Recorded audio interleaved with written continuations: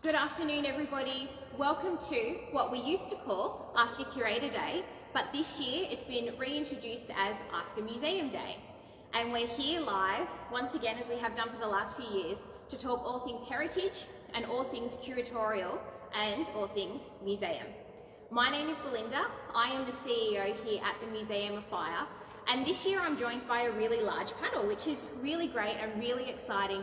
And we're going to get to talk about a lot of what we've done over the last 2 years, but also why we have so many people sitting here with us today. If you have been a follower of the museum over the last few years, you'll have noticed that we've continued to grow, we've continued to develop our team. And one of the areas that we've worked really hard to grow our team is in our heritage side. Our heritage team are the ones that really have their hands on history, which is what the big theme of History Week was this year. You would have heard from our volunteers who deal with our vehicles. So today we're taking a bit of a different step away from the vehicles, and we're talking about some of the smaller items that you'll see in our collection. Today I'm joined by Natasha, who is our Heritage Manager, and I'm going to introduce you to two new members of our Heritage team. That is Ella, who is our Assistant Curator, and Ben, who is our new Curator. It's really exciting that we have so many people in our Heritage team, and it's great that we're able to do as much as we have lately, but also that we have a great future lined up ahead of us. So, to kick off Ask a Museum Day, we're going to start answering some of the questions that you've sent through to us over the last few days online.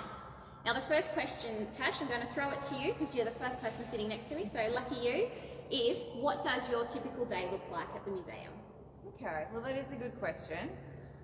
So as Heritage Manager at the Museum of Fire, my role is to have a managerial overseer position where I am managing the curatorial team. I manage our object collection, our fleet collection, our archives, our photographic archives. So we also have a large number of volunteers at the museum that we're incredibly grateful for. So my role is also spent between managing projects that they're working on. One of the things that we do here really well at the museum is a digitisation project, and that's really capturing donations and other documents that pertain to fire history in Australia. So I manage a lot of different teams here at the museum, and it's also my role to prepare and work on exhibitions and displays, as well as events. We work together quite well as a team to participate in a wide range of events. And I also spend a lot of my time doing quite a bit of research. So that's a sort of typical day for me. Thank you, Belinda. You're welcome. One of the questions that we have that I actually really want to ask, but I think I might segue into something else before I do. So shout out to you, Jackie, who's asked us what our weirdest object in the collection is. So the guys can have a think about that one. What we might do first is throw to some of the items that we actually have here with us today. Now, whether they are the weirdest item in the collection, I'm not quite sure. You've probably seen there is a pop vinyl sitting in the middle of the table, so that's probably one of the more unusual items in our collection. I don't know who wants to talk about our pop vinyl. Ella? Yes, this one just got, I only accessioned this one in this morning. It's very exciting to get this one through. This is something I collect myself at home. So this one was created in response after the 2019-2020 summer bushfires. Funko Pop partnered up with Pop Culture here in Australia to create this special edition pop vinyl. And it was just there to sort of raise funds for the RSPCA National Bushfire Appeal, which is why sort of this one, you've got the koala on it as well. So it's very focused on the animals in the koala campaign. With that, Ella, you said you also collect pop vinyls. I mean, I know I do collect them, much to my partner's distaste, I guess. But as a curator or as someone working in the collection side, it's really easy to take a love of collecting home with you. So where do you draw the line personally at home? And in our collection, how does this fit in with our collection policy? Yeah, I mean, it is very tricky sometimes that kind of line does blur. I know I sort of look after a lot of my family's photographs, negatives as well, which I put into archive grade boxes. So that was very strange doing that at home, but it's something I do here as well. But then I feel like the collections I have at home, I don't treat them as such as museum objects, except for photos. like these, I'm the person who takes them out of their box, so they're covered in dust, which is not very museum grade. I have a coin collection that's just in an old quality streets tin, so it's again not very museum grade. So I guess I saved that for my job here of doing all that kind of museum grade collecting. I think this one's really good for our collection as well, because it's that special edition pop vinyl as well, as wasn't a lot made. And because it was there for the summer bushfires, it's got the firefighter and the koala, it's got a very strong connection with fire and rescue. And I think something that people forget is that history isn't 100 years ago. History happens every single day, and if we don't collect it today, there's a really good chance that it won't be here in 100 years for us to collect. So while something like this might seem a little bit niche, or it might seem not very museum-like, in 100 years' time, this is going to be an example of what happened in the wake of those bushfires and how the community came together to raise funds. So I think it's definitely a really cute little item that we have in the collection. Thank you for talking about that one, Ella. Does anyone want to talk about any of the other wonderful items that we have here that are quite interesting? I have to say I'm quite partial to quite a few of these items, so you guys picked really well today. Well, I might touch base on one that's a little bit closer to home in Sydney. So at the museum, we obviously have a very large number of objects, and part of the very early history of firefighting in Sydney was something called the insurance brigades. And it's not dissimilar to having insurance today, except that you would insure your house for fires, and if it caught on fire, your insurance company would come out and try to save your home. Hopefully your paperwork wasn't in the house at the time, so it was a little bit problematic, but there were a number of these insurance companies that had sprung up. It was something that was a little bit more prolific in the United Kingdom, I believe. And you've probably heard of some of those insurance companies. Phoenix Company is a really big one. But in Australia and Sydney in particular, we had one called the Sydney Fire Insurance Company. And what they did was, in lieu of having like your paperwork burnt in your home, they would create these things called fire marks. So they're usually bronze, or sometimes of a sturdier material, sometimes stone. This one in particular is in bronze. It's from 1869 roughly. So these symbols were technically left sort of on your home at the front where it was easily visible, so that if you did have a fire, it was almost like an instant recognition, a bit like your insurance card in a way, that was visibly displayed on your home. So if that brigade came out to help you, they would be able to see that you were basically a registered customer. So yeah, that's a pretty interesting one. It actually has a ram on it. We have another one that's on display here in the museum as well, that's more, I think it's a stone object. Yeah. Yeah, very interesting time period, and anyone that has followed along with us over the last few years will know that I'm very partial to the Insurance Brigade era. I think it's a really interesting time in history. So these sort of items really speak to me. So if you were to ask me what I think is exciting, well, so far we've got 2 from 2. So the other thing that we have out here are some medals. So who wants to talk about the medals? I'll talk a little bit about the medals.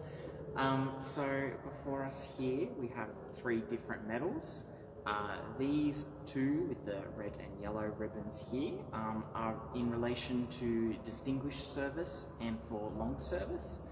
And then this middle one here was for the Queen's Silver Jubilee.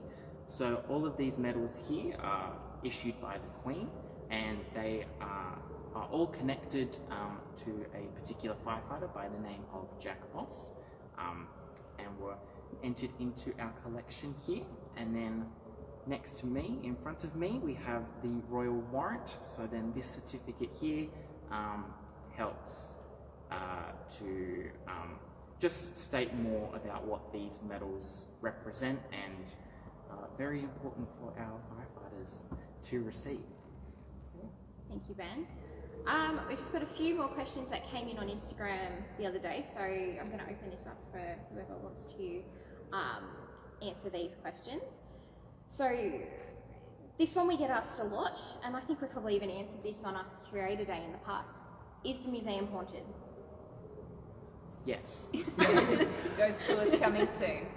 I'm going to go with no, but I have to say, being here late at night by yourself sometimes it can seem very haunted. Yeah. Definitely. Yeah. I'm going to go with no. So, Except for that. I think we actually have the fire brigade doing training outside, so there you go. There is a lot of banging when it's windy. The reason why you will hear a lot of banging here is because we are in an old power station.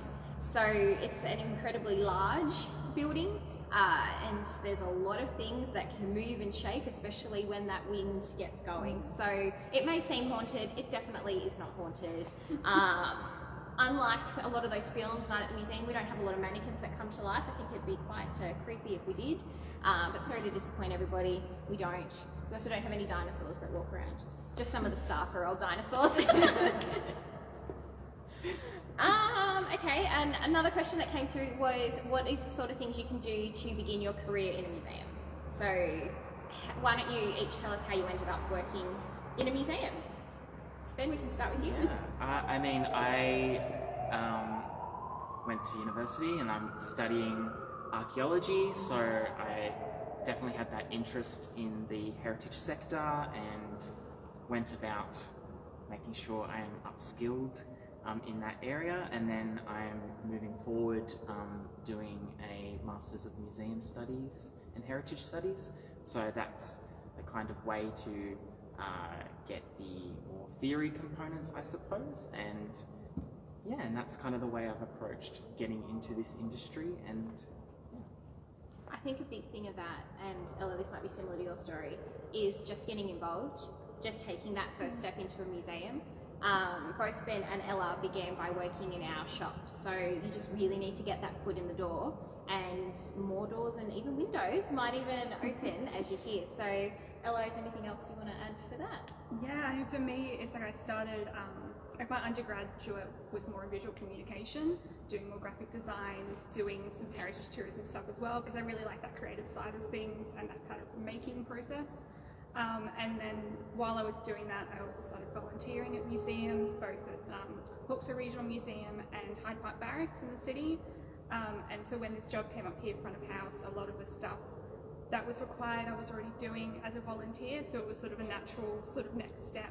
And yeah, just from here I've been able to get different sort of jobs and move up to assistant curator now. And yeah, currently doing the museum and heritage studies at the moment. Well, I think adding to that, yeah, it really does to pay to have an interest in a vocation, and certainly if you can spend some time volunteering or getting some experience in that area, it's a really good way of seeing if A, that's sort of what you want to do with your life, and B, certainly with networking. I think the museum sort of industry is a bit of a niche market in many ways. I'd probably say it's a little bit like the Forex factory. You don't get jobs there unless people retire, and people stay for a very long time, or so I hear. But that's a very Queenslander reference, I think. Yeah. So I think networking can be really beneficial to young people. But for me, I did my undergraduate degree in English literature and cultural heritage. I also come from like a cultural background that's a little bit mixed as well. And I went on and did my Masters of Museum and Heritage Studies and completed that a couple of years ago. So yeah, I think there's a couple of different avenues, but certainly getting some experience and your foot in the door by just volunteering or working even in a front of house capacity would be a really good way of just starting out your career. Another question we had come through is, what's something about your job that surprises you? Any takers?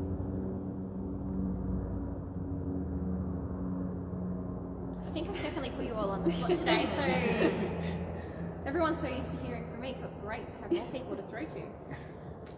I would say maybe not so surprising, but it's really nice working in this industry where you will often find that you'll encounter a lot of other stakeholders who just share really similar interests in a particular field. You know, there's a lot of inquiries that we have from the public just for people who are passionate about learning more, being able to see pictures of some of the vehicles because they live in different states and they're not able to visit. And I think that's it's quite overwhelming, the response we have from the public, just to find out not even personal information about family members, but just general information about the vehicles and the museum itself. So that's something that's that I think is really, really nice. So we're going to start winding up. If you do have any more questions, please send them through. I'm seeing some come through on Messenger, so we will try and answer those afterwards. We might put some videos up on our stories, so keep sending them through. One question that has been asked is, what does the sign behind me, the 2022 Vehicle of the Year, actually mean? Stay tuned, we will talk about that separately later today, so you'll have to hang out and see what we do for that one.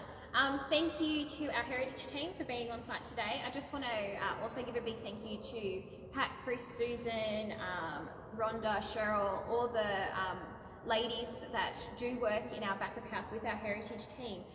It should be pointed out that it isn't just the staff that you see here today. There are volunteers that work in that side. So while you got to meet some of our volunteers who work on our vehicles the other week, we do also have a team that work inside the museum, and they help to take care of these objects. They help to do a lot of the research and a lot of the back-end archival work. So if you do want to become a volunteer at the museum, Natasha's always willing to have more volunteers because there's lots and lots of work to do. So definitely check out our website. If you have a look at this week's blog, Pat and Chris have been featured, so big shout out to Pat and Chris for joining in Ask a Museum Day festivities. And keep an eye on your social media because we will definitely be back later today to talk about the Vehicle of the Year and answer any of your other questions. So thank you very much, everybody, and we'll see you back in another year to celebrate Ask a Museum Day. Thank you.